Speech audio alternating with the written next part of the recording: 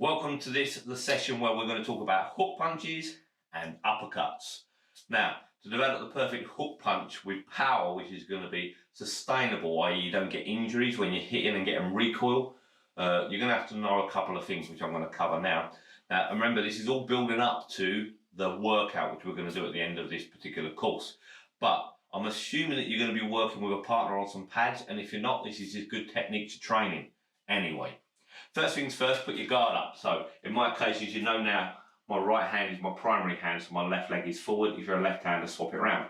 Second thing is this. I've mentioned in a previous session, and I'm going to mention it again because it's the same every single time. Power is generated by your big engine, your quads, your legs. So we're going to bend. By bending 2 to 3 inches, we're doing actually is creating a nice platform in which to become a spring. Again, think Mike Tyson, he does this all the time, or used to do this all the time, and it's astonishing to watch. So we're going to bend. As we come up, we're going to activate our footwork. Now in the corner of the screen, you're going to be seeing some footwork. It's either going to be, in my case, I'm going to use a left hook to start with, so we're going to turn the foot, but equally it could be the rear foot. Now the footwork is subtle here. The reason being is we're just isolating that technique for the power. It's an individual strike. The key ingredient, once I've bent my leg, is to get this elbow right. The elbow must be level with your shoulder. Now again, in my capacity as a fitness instructor in the gym, I see loads of guys and girls working out on bags where they throw haymakers and they're throwing upper punches and over punches. The adverse pressure on their joints over a period of time through recoil is quite clear. And what I mean by that is this. Remember I said to you before on the other striking combinations, the straight punch, that if you're hitting a pad, you're going to get some of that energy come back into your joints.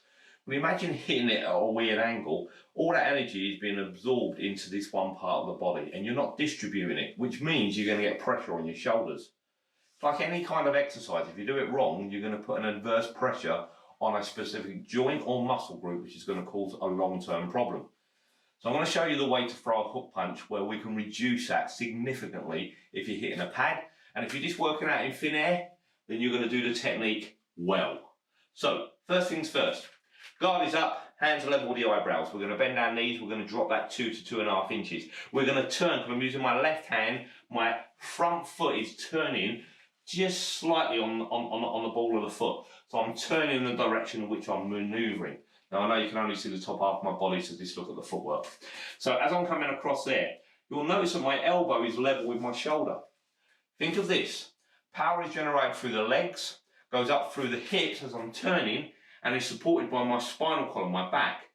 And as that's doing it, my now arm, because it's level with my shoulder, is being supported by my back, my hips and my legs.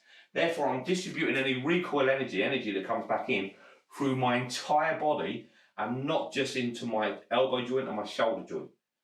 Thus, over a period of time, I'm going to have less injuries. Second thing it's going to do is going to generate more power, because now I'm not only hitting with my arm, 1 stone, I'm hitting with my body, 15.5 stones, pure muscle surrounded by marshmallow. So what I'm doing now is generating a proper turn. Whether you hit like this or like this, as I said previously, is irrelevant to me.